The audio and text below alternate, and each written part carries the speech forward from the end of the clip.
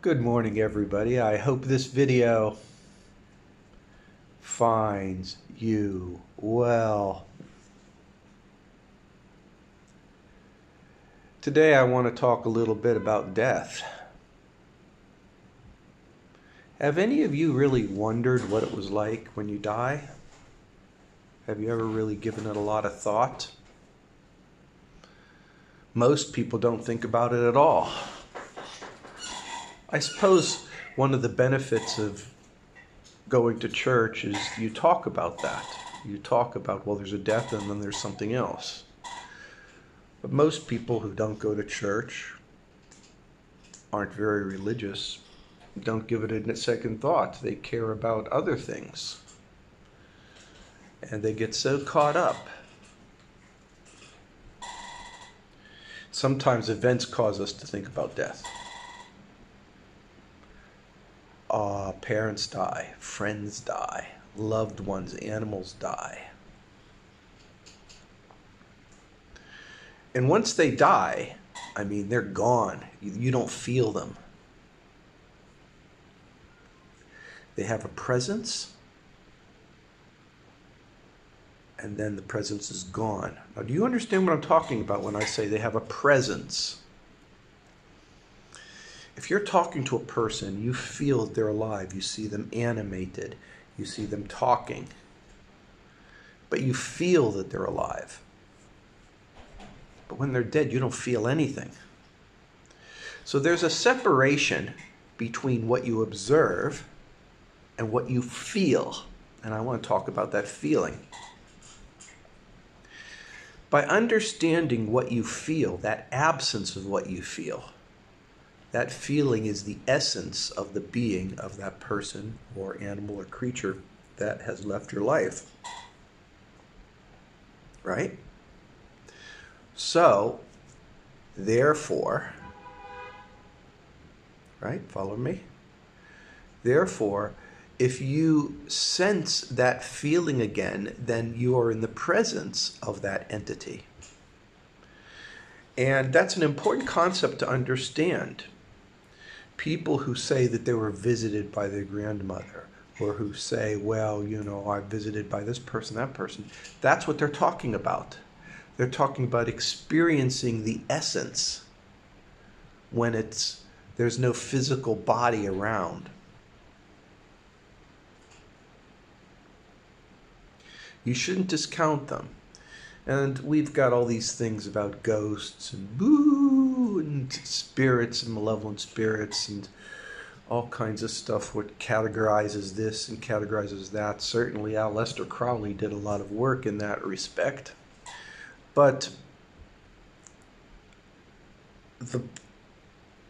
we don't need to get into such details. All we need to know is the bare minimum that the quantum interactions associated with a consciousness can be sensed. And even though you're in your own world line template and you're moving on your own different world lines or whatever, you can be visited by these other spirits, and you yourself can visit these other spirits through this methodology, which can be sensed.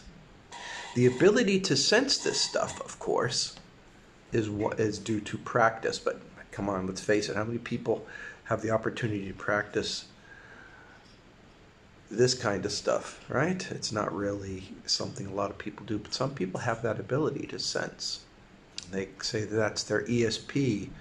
They say that is their extrasensory perception, that they have this special ability. Can't discount it. Probably do.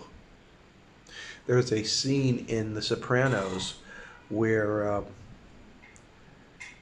one of the mobsters goes to a session where this guy can see spirits, and the spirits are talking to him back and forth, and it's a nice little vinaigrette. But yeah, they exist. And because they exist, you know that there's something else out there. everybody has either experienced what I'm talking about or knows of somebody close to them who has experienced what I'm talking about. So it's not off the wall. And this essence is tangible and you can feel it. Whether it's a loved cat or a family member. I'm going to give you some personal examples. I know I was visited by my father. He was surprised I had a daughter. This is about 10 years after he died. I was visited by my mom when I was in solitary confinement in prison. She was kind of cool with it, though. I didn't see any horror revision or revulsion towards it. It was just a stage that I was going through. I've been visited by my dead cats and felt their presence in new cats that came to my door. Now, what does all this mean? Well, for one thing, it means that what I'm saying is based upon this perception that your quanta that associates your consciousness can sense the consciousness of others, their quanta. That is through the entanglement that you have through built-up relationships. So even though the relationship, the physical aspects of that person or entity is gone, the relationship stays connected and you can sense whether it's close or far away. One of the things when a person dies is they're gone. You feel nothing. You literally feel nothing. They're dead. They're gone. And you'll forget about them and you'll move on with your life, and then you'll feel them again out of the blue. It could be in the middle of the night. It could be while you're walking to the toilet. It could be as you're watching a football game. You'll just feel them. These random events, these sense opportunities come in a haphazard way, and I haven't been able to figure out the causes or why certain times are selected over other ones. I just don't absolutely know. I just don't know. But know that they exist. And there will come a time for you guys to play both roles in this interchange. One is the human person who interchanges with the spirit, and one is a spirit that interchanges with a human. Right? So, what's the point of this entire video? Well, the point is very simple. We have to reaffirm, for any of you, those who are out there that doubt it, the understanding of the mechanism why you feel that a person is dead by not observing it.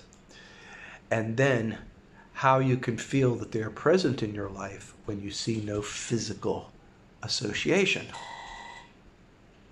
Right?